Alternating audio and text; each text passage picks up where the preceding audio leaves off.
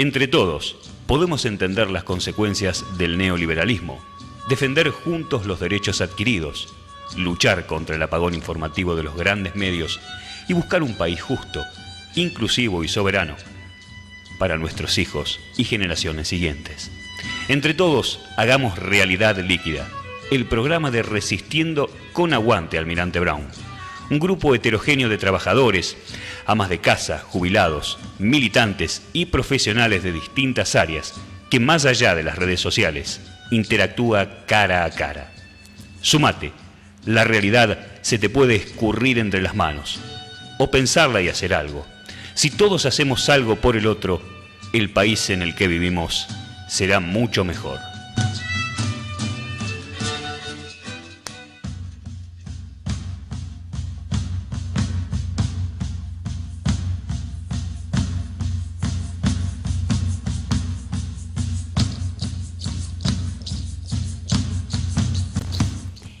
Muy buenas tardes a todos, bienvenidos a otro programa de Realidad Líquida. Bueno, antes que nada, ¿cómo andan? ¿Todo bien? Todo bien, programa número 31. Impresionante. Bueno, no, justamente lo que iba a decir antes de ir a la temática del día son los medios de comunicación. Así, si les interesa y quieren participar, preguntar lo que quieran, al teléfono 4299-5694 o al WhatsApp 1166581639. Bien, ¿de qué vamos a hablar hoy? Hoy vamos a conversar sobre el trabajo, sobre qué valor se le adjudica históricamente desde el poder, cuánto hay de real en el relato del gobierno, cuánto de mentira. En realidad, si tomamos los datos fríos, en lo que va del 2017, tenemos promedio 57 despidos por día en el sector privado. Esto nos lleva a preguntarnos sobre los gremios y su representatividad, sobre la CGT, quien se supone que representa los intereses de los trabajadores, quien pareciera estar ausente, ¿no? La pregunta es ¿por qué? ¿Es cómplice? Bien, para todo esto vamos a conversar con Cristian Cardoso, secretario general del Gremio del Papel, seccional Lanús. Pero en principio, como siempre, iría primero a la editorial y después pasamos a charlar sobre todo esto, si les parece.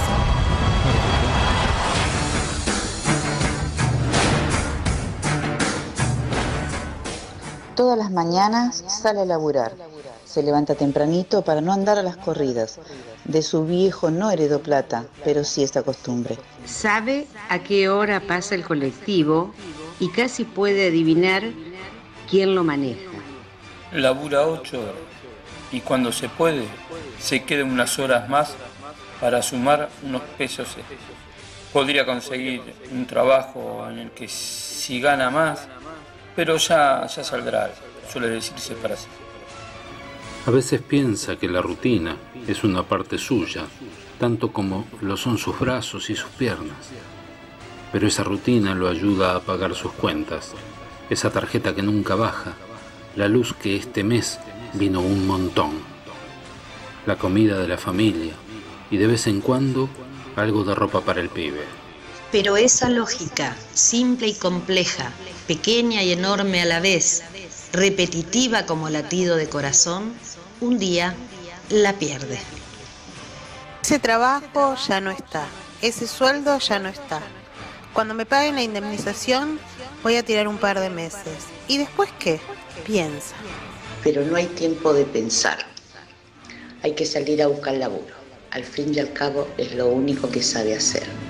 No sabe de inversiones en bonos, en el rinde de las de VAX, ni especular si sube o baja el dólar. Pasan los meses y, más que una changa cada tanto, no consigue nada.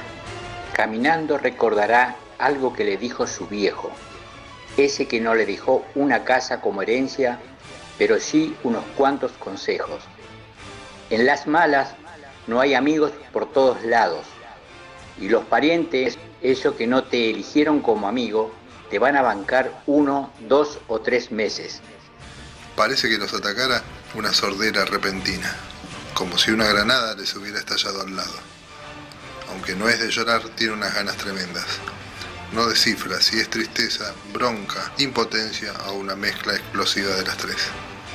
Ver cómo se complica cada día un poco más, mandar al pibe al colegio, ver cómo anda con esas zapatillas tan gastadas, ver a su esposa alejándose de él por discusiones nuevas, ver roto el lavarropas y no poder arreglarlo, ver sonar el teléfono y entrar en pánico por si llaman de nuevo del banco, ver cómo se complica hacer algo para comer. Son balazos de injusticia que no sabe hasta cuándo podrá soportar. El protagonista de esta historia no tiene nombre por una cuestión muy simple. Puede ser el de cualquiera de nosotros.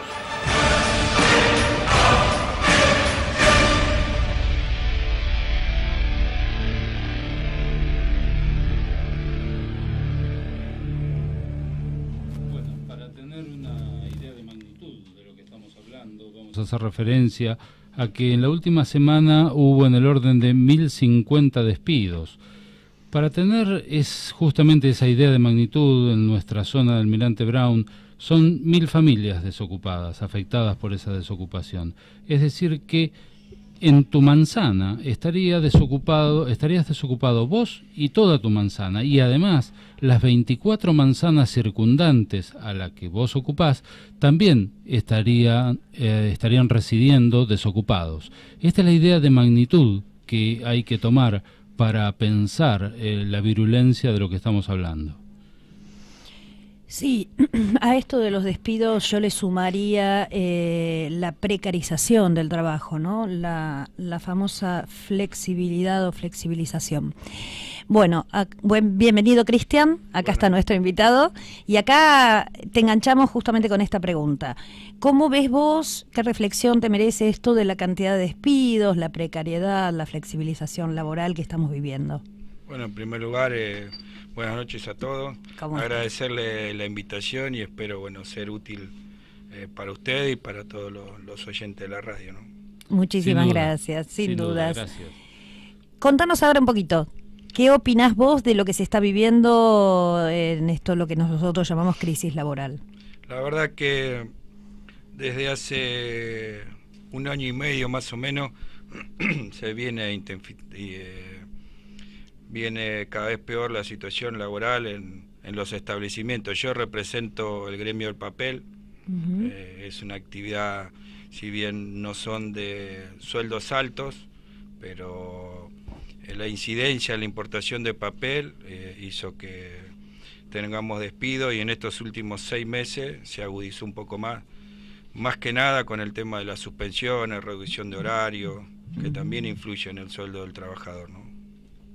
¿Las paritarias cómo han sido en este tiempo, Cristian? Mira, nosotros tenemos 7 ramas en nuestro gremio. 3 ya cerraron con un 24% de aumento en 2 tramos. 12 y 12 una, 14 y 10 la otra, con la famosa cláusula gatillo que impulsa este gobierno, de que si la inflación supera ese 24% hay que sentarse a negociar el resto.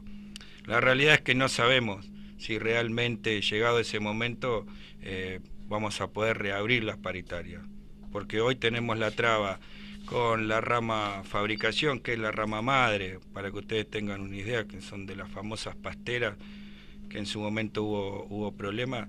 El Ministerio de Trabajo no homologó el acuerdo de ese 24%, así que estamos todavía en el aire de poder implementar ese aumento, porque de hecho el empresario utiliza para no darle el aumento a la gente. Si el ministerio no me lo homologa, el aumento no lo aplico. Tiene el pretexto justo para no hacerlo. Sí. Tiene pretexto jurídico. Claro. ¿Y el año pasado cómo cerraron con respecto a la inflación? El año pasado cerramos un 39% nosotros. Un 20% Bien, un buen número. Sí, en el primer tramo, que fue de 6 meses, y un 19% en el segundo tramo, que fue a partir de diciembre. Igualmente, de acuerdo a nuestras proyecciones, tuvimos 5 puntos abajo de la inflación. Sin duda, sin duda. De todos modos, es uno de los pocos gremios que tuvo segundo semestre, ¿no? Porque para otros directamente ni existió. Sí, la verdad que en el primer semestre sabíamos que no podíamos firmar menos de un 20%. La incertidumbre fue en el segundo semestre, Claro. No teníamos un valor para cerrar. Se cerró en un 19% a las apuradas, porque lógico, la Cámara utiliza la necesidad del trabajador para dilatar la negociación y después uno tiene que firmar. No había datos del INDEC tampoco, entonces era nada, todo al tanteo, básicamente. Sí, porque bueno, si bien los asesores del gremio tienen su estadística, siempre cuando uno la plantea, la Cámara lleva la suya y no es la misma. Claro, claro. Y vos como secretario general, ¿no? de un gremio, ¿cómo ves la actuación o no actuación de la CGT en esta coyuntura? La verdad que yo hace 20 años que pertenezco al gremio. O sea, he pasado varias CGT y realmente esta es la peor CGT que tenemos. No tiene representación. Quedó plasmado en la última movilización donde tuvieron que salir escondidos. Tal cual, que después se vieron obligados a hacer el paro. Sí, después fue un paro, pero la verdad que fue algo para salir del paso y no realmente.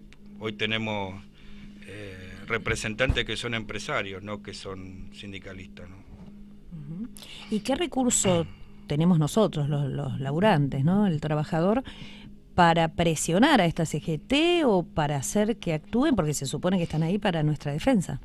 Sí, la verdad ¿Qué herramientas tenemos, no?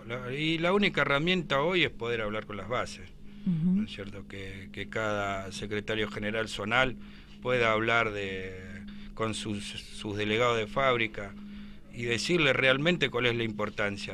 Hoy yo creo que tenemos que ganar la calle y siempre fui del que nosotros mismos nos tenemos que autoconvocar y no esperar a esta CGT porque no nos va a convocar. La realidad es que no nos va a convocar, la realidad es que este triunvirato va a seguir, yo creo que va a seguir adelante porque le digo, está todo arreglado para que esto siga, ¿viste? Por acuerdos que tienen con el mismo gobierno. O sea que vos creés que son cómplices, que era la pregunta inicial. Sí, totalmente, son cómplices. Son cómplices porque defienden sus derechos que son los mismos que tiene el mismo gobierno.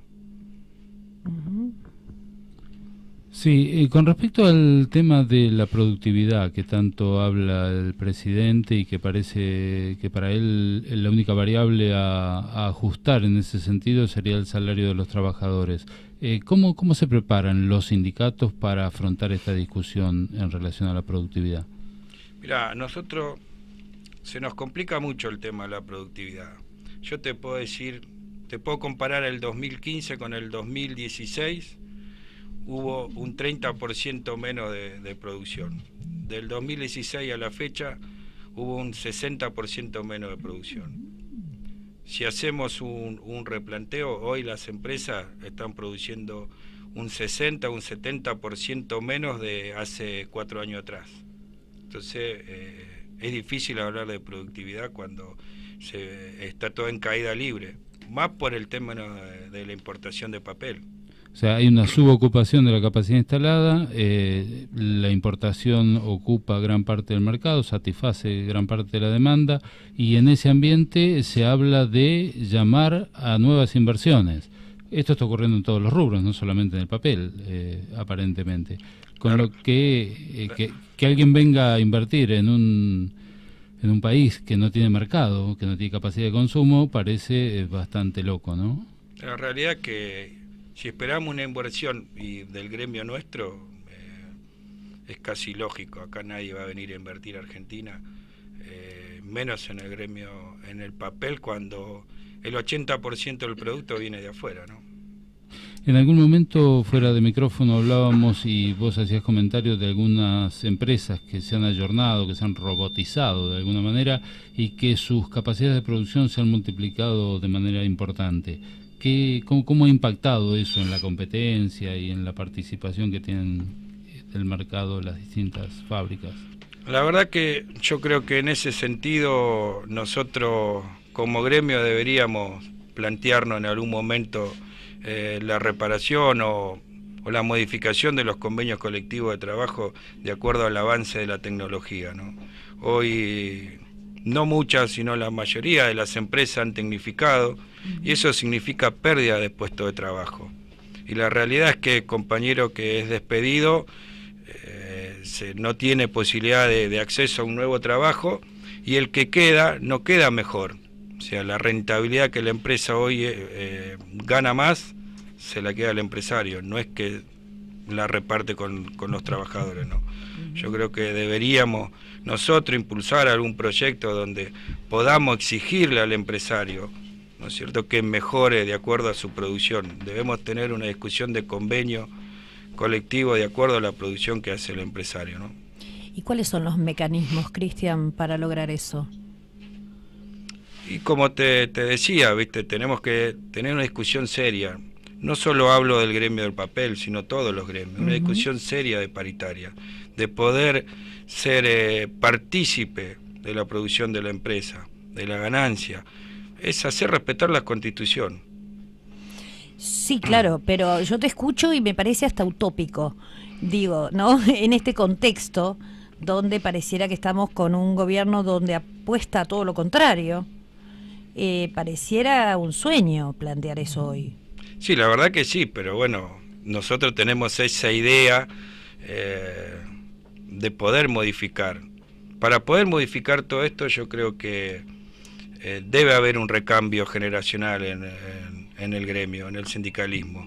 Yo creo que hay que modificar los estatutos, o lo modificamos nosotros en asamblea interna, o este gobierno o algún gobierno nos va a modificar. ¿Y no va a ser en favor de los trabajadores? No, seguro que no, seguro que no. Nosotros, bueno, está a la vista la cantidad de secretarios generales que tienen 30, 40 años en el gremio, y no dan lugar a la gente joven que viene con otras ideas, como el tema del avance de la tecnología, ¿no? Sí, lo que implicaría una serie de cosas de las que podemos charlar un poquito más adelante. En relación a lo que estaban conversando recién, yo recuerdo que hace años ya, por el 2010 más o menos, estuvo en mis manos un proyecto de ley de reparto de ganancias que le llamaban la ley Recalde, el que hoy es diputado nacional. ¿Esto está a la vista? ¿Es un proyecto que sigue ahí en danza? ¿Se va a tratar en algún momento o ya nos tenemos que olvidar de ese proyecto de ley? No, la realidad que hace más o menos una semana tuvimos una reunión con el compañero Recalde, donde nos manifestó nuevamente el tema de esta ley que vos nombrás y que la volvió a impulsar, y bueno, estamos esperando a ver la respuesta de las cámaras, de las distintas cámaras, para que se dé una charla. Sí, tendría que tratarse en comisión, lograr el mínimo necesario para pasar al recinto y a partir de ahí iniciar la discusión parlamentaria. Es un proyecto de ley que en su momento, cuando a mí me tocó estudiarlo, me pareció muy progresista, me pareció justamente que iba en el sentido de la utopía que conversaban recién con Claudia, ¿no? Lo que acercaría la utopía un poquito a nuestra realidad. Sí, no sé, será que yo vengo así como muy escéptica, pero sí, claro que es por lo que hay que luchar, ¿no? Lo que hay que perseguir. Hay un clima de época, ¿no? Sí, justamente, bueno, tomando un poco lo que hablábamos al principio, te iba a preguntar a vos, Carlos, ¿qué relación tenía, que vos tenías algo para comentar, el trabajo con las políticas de época? Con relación a las políticas de época, bueno, yo me voy a ir un poco lejos para que tengamos un panorama bien amplio. Cuando el poder era sustentado en faraones, emperadores y monarcas, el absolutismo del poder entonces tenía gente que hacía el trabajo más duro y se les llamaba esclavos. Más adelante, durante el gobierno de los señores, en la época feudal, se les llamaba vasallos a los que hacían el trabajo más pesado, que eran lo mismo que los esclavos pero con otro nombre. Después, en el mundo del poder capitalista, llegamos a la modernidad industrial y ahí se habló del proletariado. En definitiva, en todos los casos hablamos de la clase trabajadora, que ha ido evolucionando, que ha ido consiguiendo un espacio un poquito distinto en la sociedad y en la época que le toca vivir. Por eso siempre va a tener relación con lo político y con el clima de época, lo que se logre y la relación que se tenga entre lo político, las fuerzas del trabajo y la sociedad en general. La historia moderna de tensiones entre estas dos clases, la clase del poder y la del trabajo, data de algo más allá de 200 años, cuando comienzan a forjarse ya los cambios a nivel legal, ¿no? Primero con la abolición de la esclavitud. Y luego, en el caso de Argentina, como 80 años después, llegan las inmigraciones pobladas de anarquistas y socialistas que traen las ideas que fundaban la lucha de clases en Europa.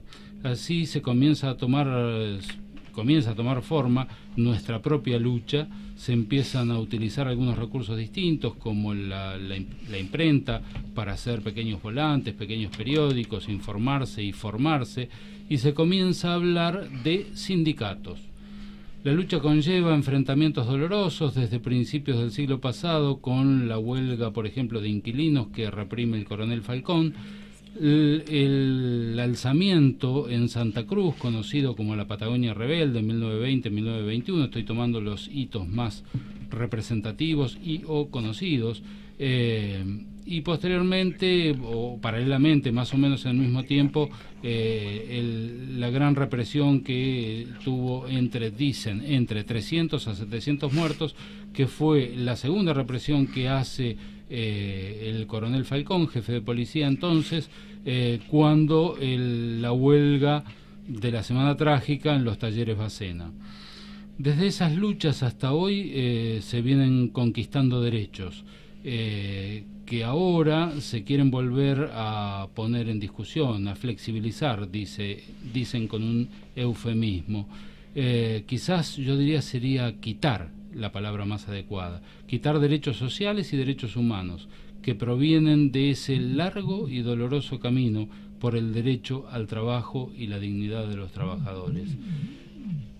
Esto es básicamente para tratar de poner sobre la mesa el valor como derecho de todo lo que estamos hablando y de llevar conciencia de que estamos hablando de una lucha de clase, porque cuando alguien vota a un gobierno neoliberal tiene que tener claro, más allá de todas las coyunturas que haya alrededor, de que está votando a alguien que va a desarrollar el tipo de políticas a las que hoy estamos asistiendo. Sí, contrarias a sus propios intereses. Jackie, ¿querías comentar algo? Bien, estamos justo sobre la mitad del programa, ahora seguimos con todo esto y seguimos hablando con Cristian Cardoso. Queríamos comentar que hoy se lanzó una campaña internacional por la liberación de Milagro Sala. El Comité por la Liberación de la Dirigente Social Argentina lanzó una campaña internacional en favor de ella, que está detenida desde enero del 2016 en un proceso realmente irregular. A todo aquel que quiera sumarse lo puede hacer con el hashtag #LiberenAMilagro o en la página web que se llama liberenamilagro.org, en donde hay una carta dirigida al presidente Mauricio Macri, que está firmada incluso por personalidades como Dilma Rousseff, el intelectual Noam Chomsky, el australiano Julian Assange, el español, el ex juez Baltasar Garzón, etcétera. La idea es darle fuerza a esto para que no haya presos políticos en la Argentina. Bien, dicho esto, vamos a ir al corte con una canción que es La Comparsita, relatada por Julio Sosa, que es un tema que habla de la rebeldía, de el que es fuerte y tiene que cruzar los brazos cuando el hambre viene.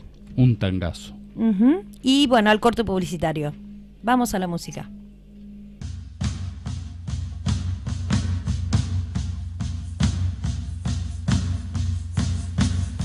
Bueno, acá estamos de vuelta y en el corte surgieron unas cuantas preguntas para Cristian. Dani, vos querías preguntarle algo.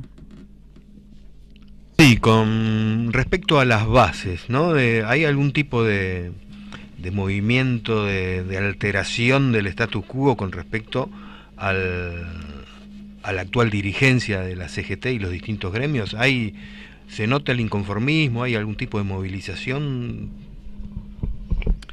Mira, para que vos tengas una idea cuál es el pensamiento que tienen las bases sobre la CGT, en la última movilización que nos convoca la CGT, sobre 40 delegados que yo tengo en mi zona de actuación, ninguno quería participar de la convocatoria.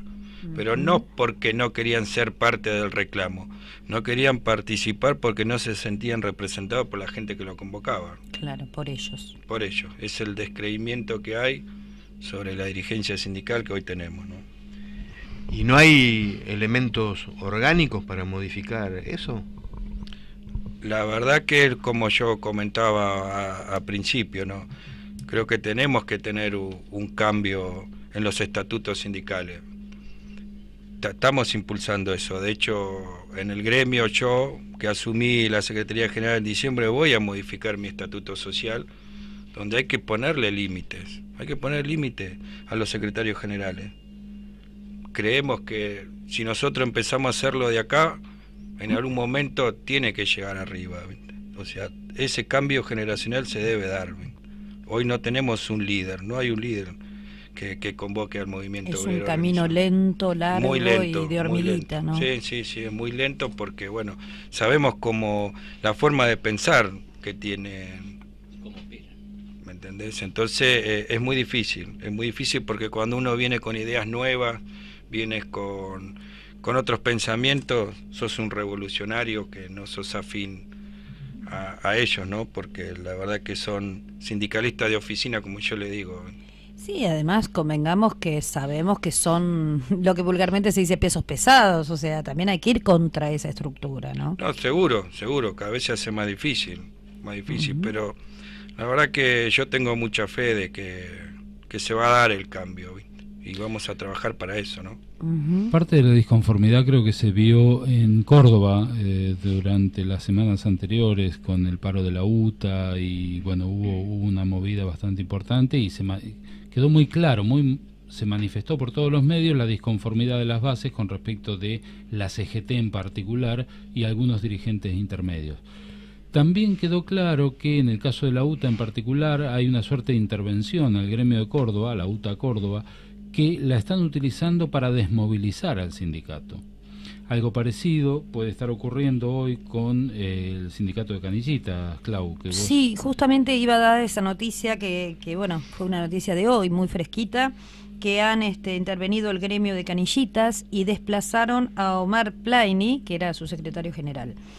Y yo justamente en este momento le iba a preguntar a Cristian cómo funcionan los otros gremios, en este caso son gremios diferentes, obviamente, si hay algún tipo de solidaridad para estas situaciones entre gremios o no.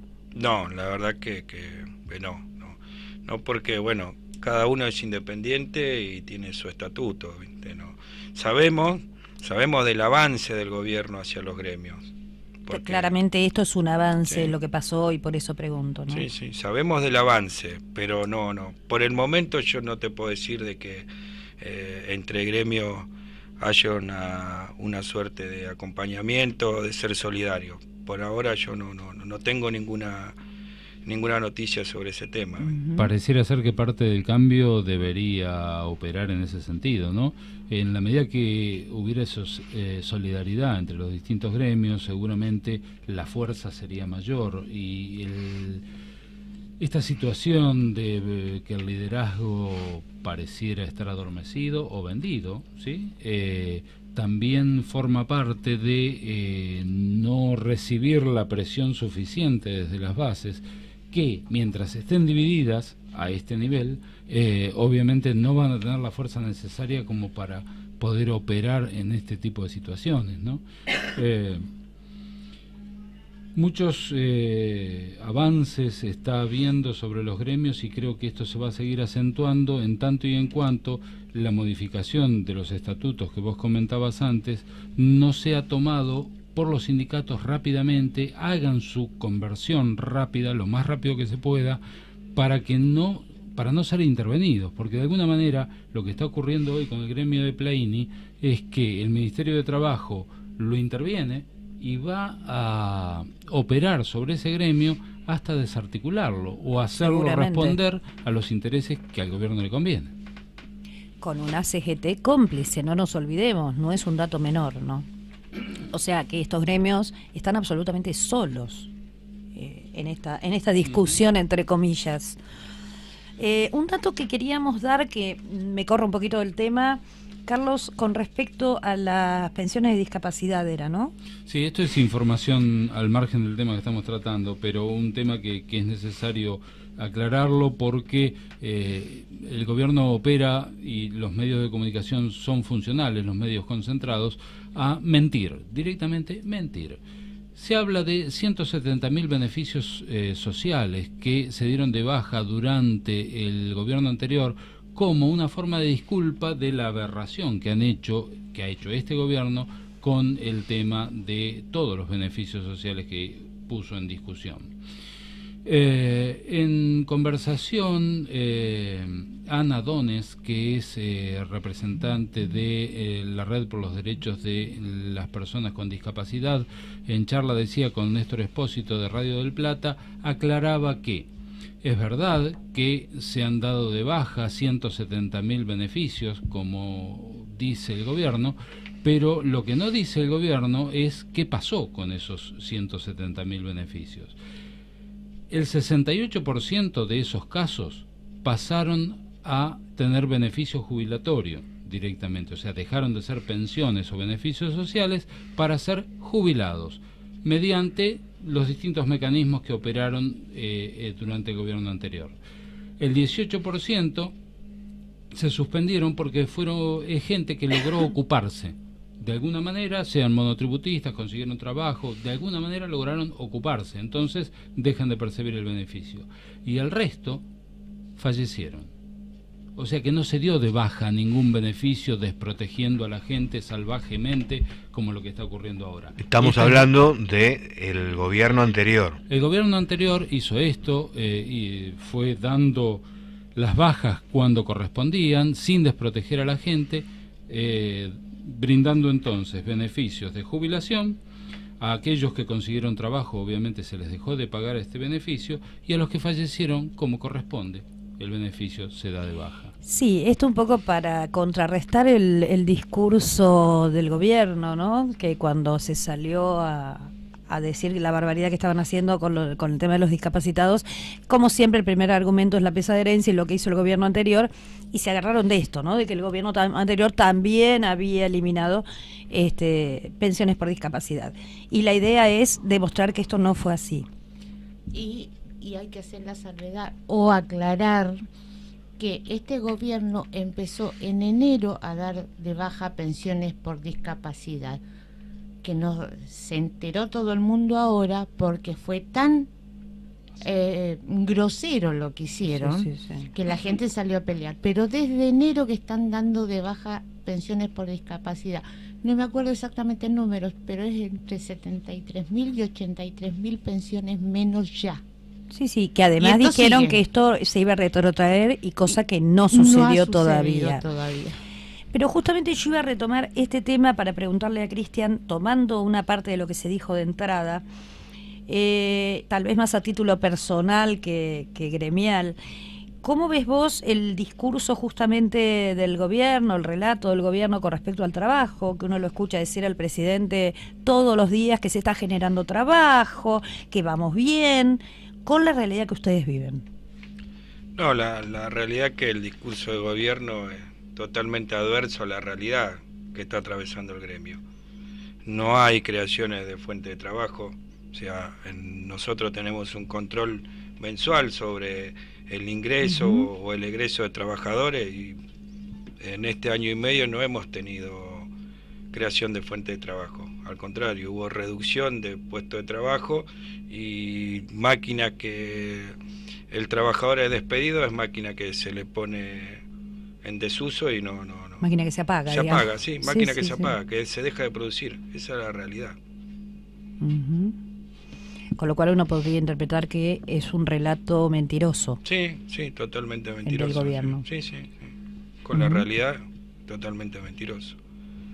Yo creo que no solamente pasa por el tema laboral o el tema sindical, el avance del gobierno.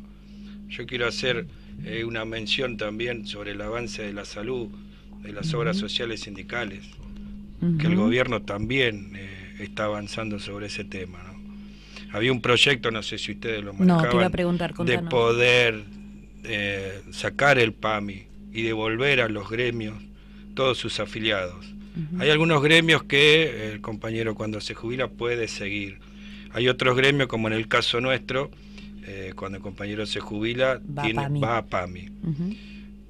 Ustedes se pueden imaginar que un gremio como el nuestro, que es un gremio chico, tiene que recibir de golpe toda esa masa de compañeros jubilados, le produce un quebranto al gremio. Esa es la realidad. Hoy, por la deuda que el mismo gobierno tiene con las obras sociales, ¿no? Claro. O sea, la realidad es que el gobierno quiere sacarse el PAMI y también quiere quedarse con la caja de las obras sociales sindicales. Sí, sin duda es una de las grandes disputas que hay en este contexto.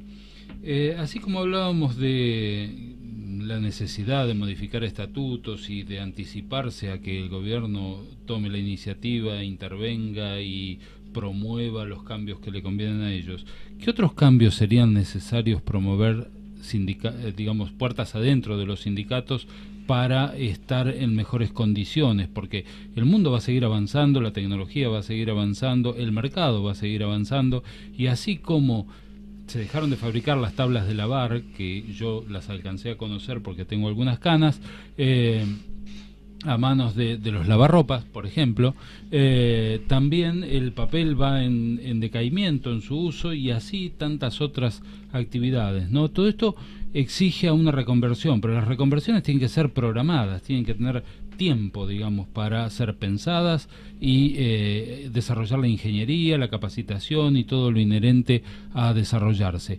¿Qué debería hacer el movimiento obrero agrupado en los sindicatos para ayornarse en este sentido? La verdad que, como te venía mencionando, ¿no?, aparte de la implementación de la tecnología en los convenios colectivos, tenemos la obligación de preparar a los compañeros con el avance de la tecnología, cosa que hoy creo que, no sé si diría ningún gremio, prepara al compañero por el avance de la tecnología. La realidad que si seguimos de esta manera, como yo siempre digo medio en broma, vamos a tener que tener un sindicato de robots si no defendemos los puestos de trabajo que la tecnología viene avanzando. Esto es parte del choque entre la guardia vieja, digamos, del sindicato y los nuevos pensamientos que son necesarios. O sea, la guardia vieja es la que... Sí, la que hoy está. Yo siempre, cuando hablo con mis comisiones internas, siempre les pongo de ejemplo de que en la época de Perón el movimiento obrero avanzó sobre la ganancia de los trabajadores. Y nosotros nos quedamos con esos logros conseguidos, y la realidad es que los empresarios no se quedaron y buscaron la forma de recuperar lo perdido. Ellos lo recuperaron, se agruparon, hicieron que el avance, que la tecnología recuperara la ganancia que en ese momento el movimiento obrero le había sacado. Hoy la realidad es que los sindicalistas se quedaron con esos logros y no modificaron su pensamiento. Sí, Dani. Y con respecto a la tecnología y la evolución de la producción, ahora se produce mucho más, a costos mucho más baratos, pero la ganancia siempre va para el mismo lado. Cuando en teoría debería ser, bueno, una empresa implementa tecnología, reducción del horario personal sin reducción de sueldos, por ejemplo. Obviamente. ¿No? Está bien, es Argentina Mundo Año Verde, no Argentina Año Verde, pero digamos que si no, siempre la ganancia siempre va para el mismo lado. Pero más allá de la ganancia en sí, creo que es la discusión que viene, es lo que hay que dar. En el primer mundo se empieza a hablar de estas cosas. En Alemania se habla de jornada de 6 horas y en otros lugares también.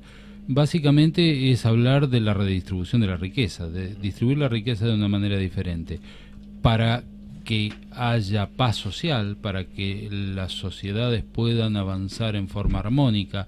Esto es fundamental. Si esta discusión no se da, vamos a ir a una sociedad que cada vez va a tener un formato más conflictivo, porque el que se vea privado por la fuerza de quedarse sin trabajo o por la razón que sea, porque no pudo estudiar y se quedó fuera del sistema directamente, ese desclasado que ve al que ha progresado mucho y demasiado de pronto, en sus autos lujosos. Y esto genera un rencor social que termina en alguna forma de estallido, termina en alguna forma de resentimiento. Y todas estas cosas son conflictividad, no hay otro escape, con lo que es la gran materia pendiente.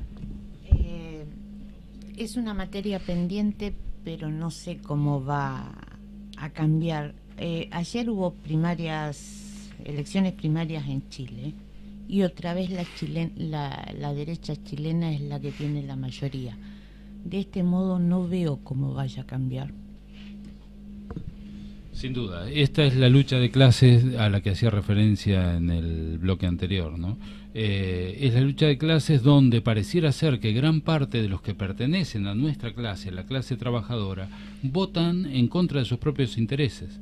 Y creo que es un problema cultural en el fondo. Entonces, poder comprender que que somos herederos de aquellos viejos esclavos, como dije en el bloque anterior, que comenzamos a tener algunos derechos, como decía Cristian recién, pero nos quedamos dormidos en los laureles y no solo no seguimos trabajando para mejorar esa situación, sino que además hoy estamos a riesgo de empezar a perderlos. Estos son los datos que hay que tratar que se hagan carne, porque somos mayoría. La clase trabajadora es la mayoría. Entonces, en un terreno democrático no tiene sentido que estos temas no se puedan ni siquiera conversar. Lo que pasa que yo a eso, perdón, ¿no? Aclaré antes que vengo escéptica. Le sumaría esto que casualmente, ¿cómo se llama nuestro programa, ¿no? Una realidad líquida que vivimos. Entonces, justamente hoy escuchaba una editorial en la radio donde hablaban de crisis de solidaridad. Entonces, si estamos en una crisis de solidaridad, en una realidad líquida, en donde todo pareciera ser que lo que vale es salvarse uno mismo, es muy difícil la conciencia social que vos estarías pidiendo en este caso para una consecuente lucha social o conciencia de clase social. Lo que pasa es que el estado de cosas está dado en gran medida por el mensaje que llega a través de los distintos medios. Exactamente. Los medios masivos de comunicación representan intereses, y esos intereses representan al poder de las grandes corporaciones, de aquellos que generan trabajo y que son dueños del capital. En este modelo capitalista en el que vivimos, y hoy neoliberal, porque la política los acompaña en ese sentido, todos los mensajes que se dan a través de esos medios de comunicación son tendientes a generar esta forma de licuación de todo lo que antes nos daba algún sustento de firmeza, que era el trabajo, la estabilidad laboral, la estabilidad familiar, la estabilidad emocional en el fondo, que hace del hombre una persona más íntegra, una persona que puede disfrutar de su existencia y no que la esté sufriendo, como hoy, estresados en gran medida. Los índices médicos demuestran que los niveles de estrés con los que se está viviendo hoy por pérdida del trabajo, por no poder participar del mercado de consumo, por miedo a perderlo, por miedo a perder el trabajo, por la opresión desde los conceptos de flexibilización social, laboral, son los elementos que están llevando a enfermar a la gente. Volviendo al entrevistado, una consulta que me hacen por WhatsApp. ¿Hay en vista alguna medida, algún paro, algún paro general por alguna de las centrales? No, todavía no, nosotros no hay nada. No. Fuera de micrófono me habías comentado que había una propuesta de juntarse los secretarios generales, o sea, las líneas intermedias, que tenían que alguna temática, alguna agenda de discusión, o yo entendí mal. No, estamos esperando que la CGT convoque al confederal, donde tenemos que asistir todos los secretarios generales. Calculamos que no va a pasar más de 30 días, donde deberían convocarlo por estatuto. Claro. Bien, estamos casi sobre el cierre. Yo, antes de que se nos vaya el programa, Quiero agradecer a la gente que nos está escuchando de Monte Grande, de Calzada, de Adrogué y de Moscú. Escuchen esto, tenemos 5 oyentes de Moscú, impresionante. Así que bueno, muchas gracias a todos ellos, los que se comunicaron por WhatsApp. Como siempre, les contamos que somos Resistiendo con Aguante Almirante Brown Oficial. Si quieren participar activamente, nos encuentran los sábados a partir de las 19 horas en Avenida Espora 1521 Adrogué. Y ahora, para ir terminando, le voy a pedir a nuestro invitado, a Cristian, que hagas un cierre con lo que vos quieras decir, contar o lo que a vos te parezca. Bueno, en principio, agradecerle la invitación nuevamente, de haberme sido el espacio para poder expresar, pero poder haber sido claro y que llevarle un panorama a todos los oyentes de la radio. Como en alguna charla fuera de micrófono, yo hablaba sobre la justicia social, que lo hablamos. Yo creo que hoy es un debate que debemos dar todo. ¿Qué entendemos por justicia social? La justicia social no es solamente un salario digno, que hoy no lo tenemos. Yo creo que la justicia social pasa por la educación, por la salud, que tampoco hoy la tenemos. Entonces es un debate más profundo que debemos darnos en el seno de la sociedad. Debemos entender hoy cuál es la justicia social en los momentos que estamos viviendo para poder enfrentar el avance que tiene esta gente sobre los derechos de los trabajadores. Bueno, muchísimas gracias, Cristian, por tu presencia, gracias por venir, ha sido muy clarificador. Obviamente vamos a invitarte nuevamente, vamos a seguir con esta charla. Cuando quieran. Y para cerrar el programa, a mí me gustaría cerrarlo con una frase de Nicolás Beardiev, que dice: el obrero no lucha por sí mismo, sino por toda la clase obrera. La finalidad que persigue entra en el terreno de la justicia humana universal. Es una lucha de clase contra el poder del capital. De esto se trata y esto es lo que tenemos que entender. Será hasta el lunes próximo. Que tengan saludos a Mirna y bueno, a todos los que nos están escuchando. Nos escuchamos la semana próxima. Que tengan buena semana.